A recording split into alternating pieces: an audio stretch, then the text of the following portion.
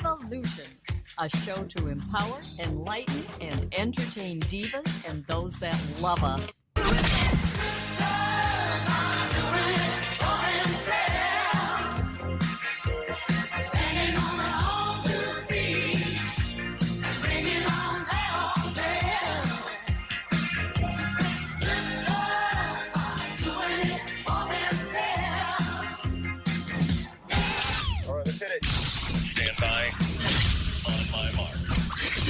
And here's your host, Deb St.Hilaire.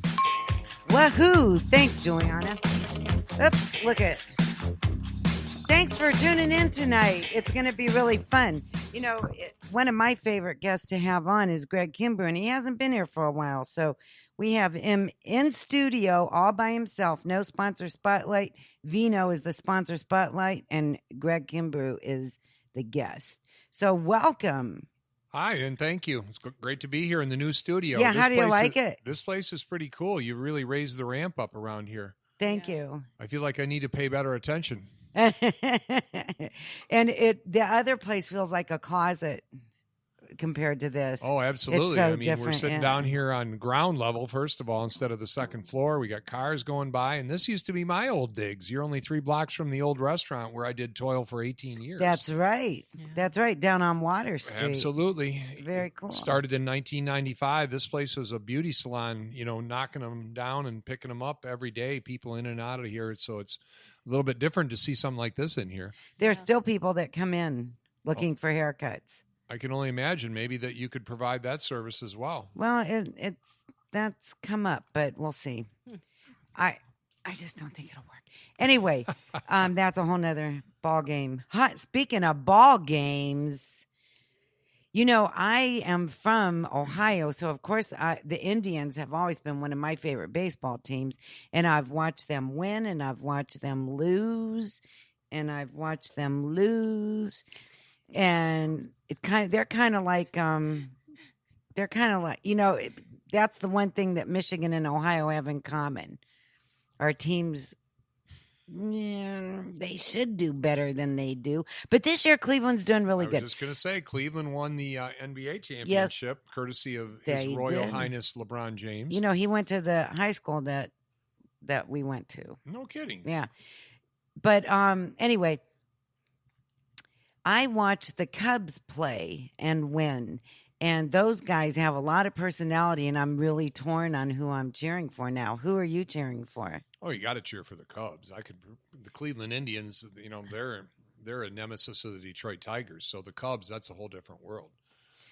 Mm-hmm. One visit to Wrigley Field, and you should be a Cubs fan for life, no matter Wrigley who Field. Your other team was. Good point. Beautiful area, the surrounding area around it, Wrigleyville, all kinds of fun. Everybody's really out there good having restaurants. A blast. Yep. There's something My for son everybody went there. to culinary school in Chicago, and his apartment was very near.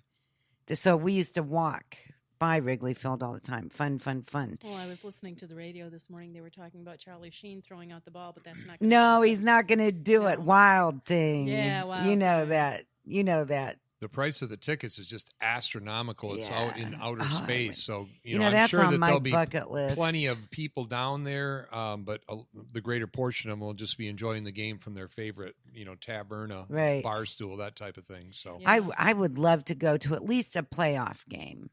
Well, they were coming up with all kinds of different scientific reasons why the Cubs are going to win it, the age of their pitchers and different things like that all add up to this magic 108 number. That's been so they're doing numerology equations. It's been 108 years since they've actually won a world championship. And you know why, right?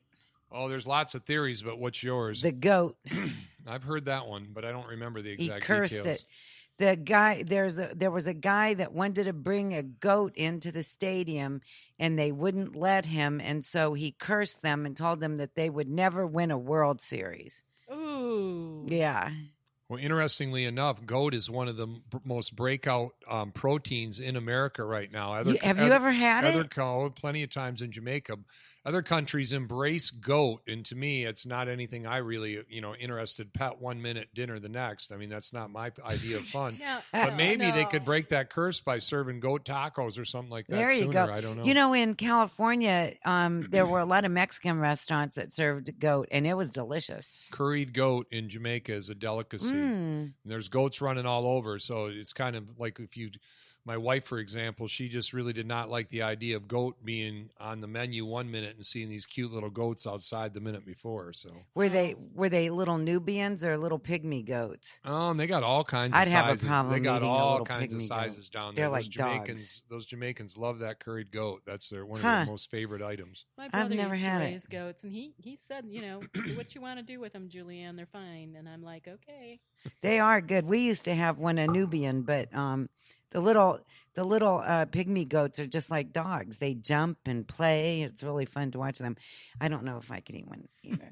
So anyway, if you would like to be in the chat room, the best place probably would be Facebook. I'm going to be opening up the phone lines here in a little bit.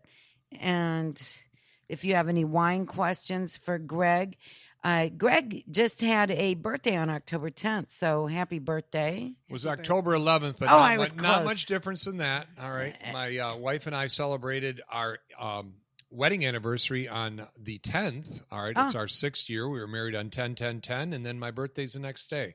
So. Oh, I'll be darned. I didn't, and I missed the anniversary. Yeah. Wow. 10/10/10 is now turned into 10/10/16. So I've got two special days right in a row, and Peg and I also celebrated this fall season by moving into a new house. Congratulations. And, after living in one house for 27 years, it was sort of like breaking down what I'm telling everybody was the Gregstonian Museum. And it was a lot of work. And today was the day we had all of our new appliances delivered. So my wife immediately was doing laundry. All right. That's her idea of big fun is to get going with everything. her new washer and dryer. Yeah. Yeah.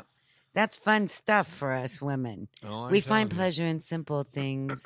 So congratulations for that. I'm looking forward to setting up my new wine cellar and my new man cave, but there's so many other things to do first. We've got all kinds of things to do. So I'm probably not going to get at that realistically till after the first of the year. That's okay. But I have no lack of wine, that's for certain. So today is Artist's Day and Pasta Day.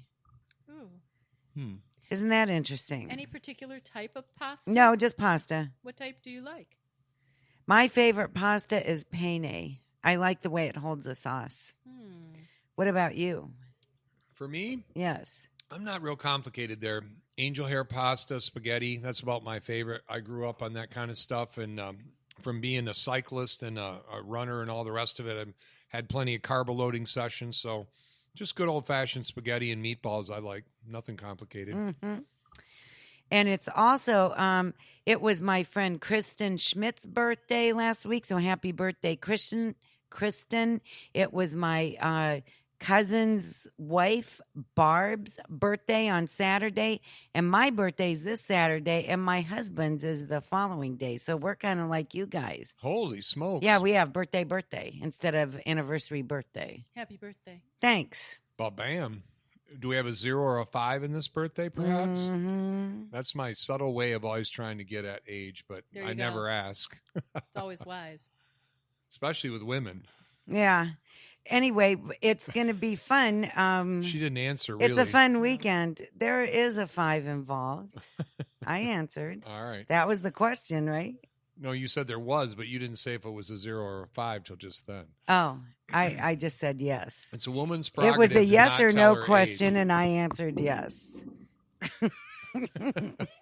So, you own Vino Wine Warehouse. How long have you owned Vino Wine Warehouse now? Well, I own it in a joint capacity with my lovely wife, Peggy, but we started on September 25th of 2013 and overhauled a defunct, completely almost out of business and actually opened some 60 days later on December 5th of 2013. So we're rapidly approaching the end of 3 years and the start of our 4th year. And Thank you to all the community that's helped us to be successful, and all our great employees and supporters like the Divas. It's been a kind of a bumpy ride to start, but things are really starting to catch a fire, and this holiday season this year is going to be better than ever. We're selling more wine than ever, and a lot of people that didn't know that we were there certainly know we're there now. Let's put it that way. So that's we're the truth. very humble and appreciative of all of our community, and any successful business, whether it's the Divas or whether it's Vino Wine, depends on lots of things to make it happen, not any one thing.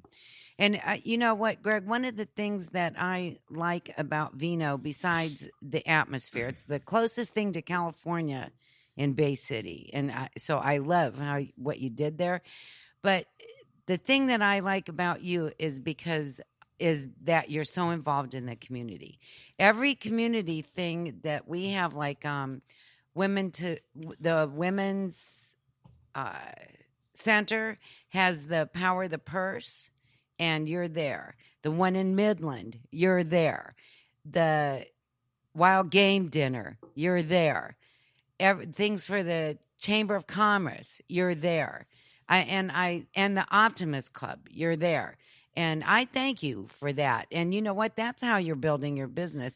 People don't do business with people they don't know, like, and trust. And because you are so community-minded, it's like it's safe. It's safe to do business with you. Well, I certainly appreciate that. I always refer to it as it's just an empty building without people. And when you're in business, particularly a restaurant business, you can, if you want to, you can pretty much give the business away about every week. It never stops. Every single day, somebody's in looking for something. Billy Joe Jim Bob Jr. is having a fundraiser, or so, this, that, and the other thing. And we try to give to everybody that walks through the door. I can't give a lot to all of them, but this week, notwithstanding, this coming Sunday, we have a benefit for Charlie Englehart, good friend, former employee that came down with throat, lymph node, and tongue cancer. Oh, no. Going to have hopefully a 85 to 90% chance of recovery, but his father, Chris Englehart, local author, chef, friend, wine buyer, I've known him forever. That's how Charlie came to work for me, and we're probably going to raise $5,000 to $7,000 coming this Sunday with serving about 275 chicken dinners. Recently, we did a big fundraiser for Wade and Annie Eckenrod, who unfortunately tripped and broke her neck in the backyard. That was such a unbelievably thing. Freak accident. We raised $5,000 for her. So I love to be involved in those things. The events you talked about, the Women's Center Wild Game Dinner, the Women's Center of Bay County Power of the Purse, Shelter House of Midland, those type of events I love to be involved with. Vino Wine and River Rock, the other business I'm involved in as half owner, we employ a lot of women. So if you're going to be supportive of any charity, it would only make sense to be supportive of charities that help women. So it's my way of giving back. And my other favorite charity is the Humane Society of Bay County. Grew up raising dogs as a young boy. My dad was an avid hunter, and I have a love of animals. Unfortunately, my wife doesn't share that same love. But sooner or later, I'm going to wheedle my way back into having a dog again. She just doesn't really know it yet. A standard poodle is a good dog to have. I know that you have one, but he is such a good dog. She would fall in love with one. And I'm not so sure about that, Deb. You'd probably have to convince her of that. But maybe I should start bringing sooner or Dylan later, around. Back at the old restaurant, I found a stray cat that was black, and he was my reggae cat. He was a little kitten, and I figured I had to have a reggae name for it, so I named him Tosh after Peter Tosh. And he was a pretty cool cat for a while, but he just took off, like Bruce Springsteen says. He went out for a ride and never came back. So that was my last pet. He might come back. Well, I thought I saw a cat in our old neighborhood that sort of looked like him, and he was all matted, like he looked like a Rastafari. That was so him. I stopped the car and yelled at him, and he looked at me and gave me a dirty look, and then gave me, I think, the equivalent of a cat finger and ran the other way. So I'm not so sure about that. But that's I a had true a story. similar experience happen to my cat that I moved up here from Ohio when I moved. We gave him to my brother-in-law, and evidently she didn't like it there, and she took off. And my husband saw her once running wild, and she did the cat finger to him. Yeah, so I know, I hear your pain. So it's also, I'm going to wish a happy birthday to my husband. He usually makes sure that my birthday is really nice, and his is the next day. And so it makes it a little difficult, but I usually come up with some kind of surprise for him. That's Give him good a to shout out. Yes. Happy birthday, Steve, There you go, Steve. this weekend. Yes. So you are our wine supplier, and so of course you're very important in our lives, and I thank you for that. And I really like the variety that you provide us. And the question that I am going to ask you right now is, how on earth did you get so involved in wine? You're from the Midwest. Oh, I hate when that happens.